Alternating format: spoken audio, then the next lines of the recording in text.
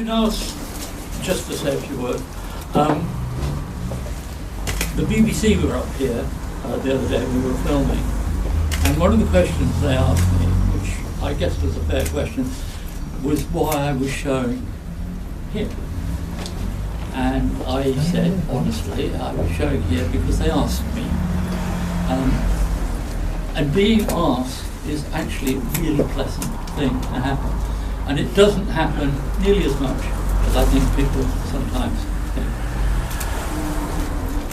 What my idea was when I came here, because it's not really an exhibition as such. It is 4 days shooting back in the 70s when I was starting to do a book called Land of My Father. And so I went all over Wales, and I think there's just one picture here that's actually in the book. But when I was going to do something on this area, and it's in the area of the valleys that I came to because that wonderful painter John Selby, who I took Hello, John. was a dear friend of mine at the art college, and we've been friends ever since.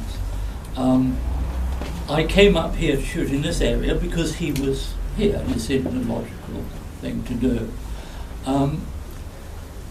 When you have an exhibition in a place like this, and I think it's wonderful that this gallery is here.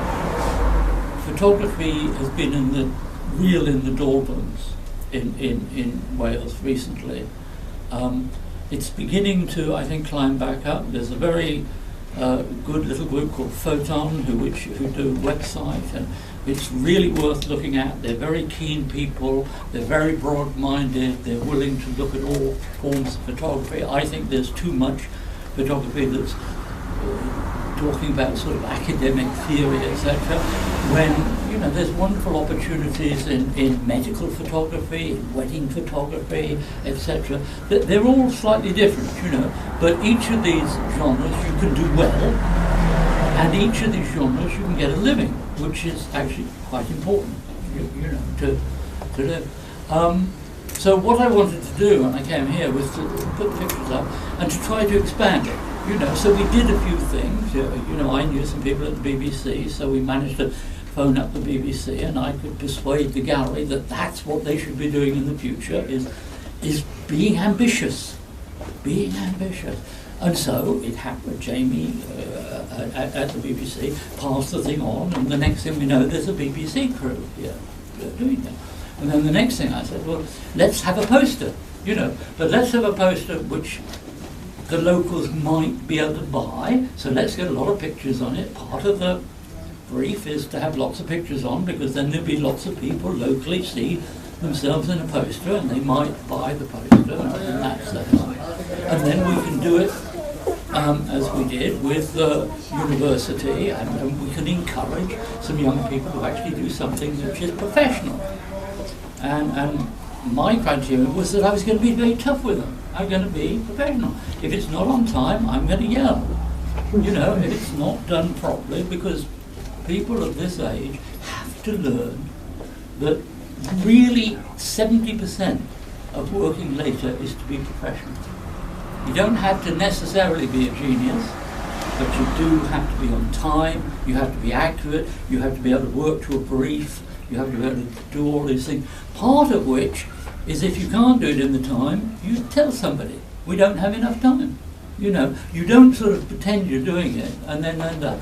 Now, the brief was fulfilled by everybody wonderfully. I happen to think that the young lady here has real talent. I think the poster is quite exceptional. I think an enormous amount of work has gone into it.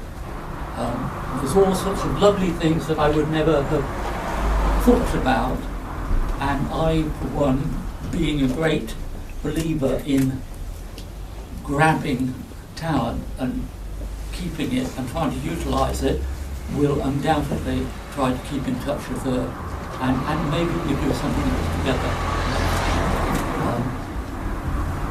I say to her, the first one is the easiest, I promise you. So don't get sort of big-headed. I promise you, the most important one is the next one. There's lots of people that have written a great first book, and then never been able to do the second one.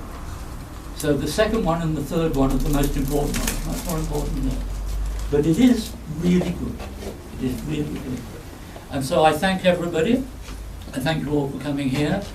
I hope, as I say, that the local people come in. I would love, we've got some postcards somewhere, so I would love local people to write on a postcard. Yeah, we've got a memory box for them. Write on a little postcard. We need. I hope there's a thing up telling people to do this. There and is. then there is, and then they can give that to the local newspaper, and the local newspaper can talk about, you know, this person on the bike there is now 50 years of age, and the chapel walk. I discovered that the whole block of houses there is no longer there.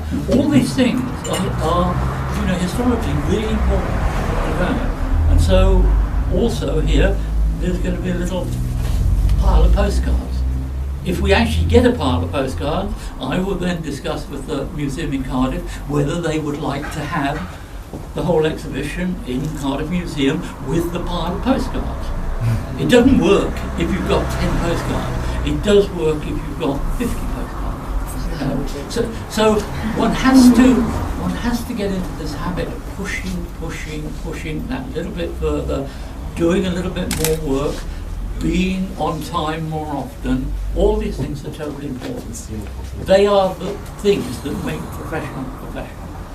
It's not, I'm waiting for this wonderful spark of light to rush through my window in the information. It's not there. I'm very friendly with a pianist, great pianist called Daniel Barenboim, who you might have heard of. I remember going to a concert with him at the Wigmore Hall, and we went out to dinner afterwards, and I was looking at him and I said, Daniel, I said, I really don't understand how a human being can do what you've just done. You play the piano in an inhuman way. It, in my mind, it's not possible to do that. But you do it. You know, what is the secret of being a concert pianist? He said, you play the piano a lot, and that applies to anything. Yeah. Absolutely. Anyway, thank you for coming, and have nibbles. I'll let you, David.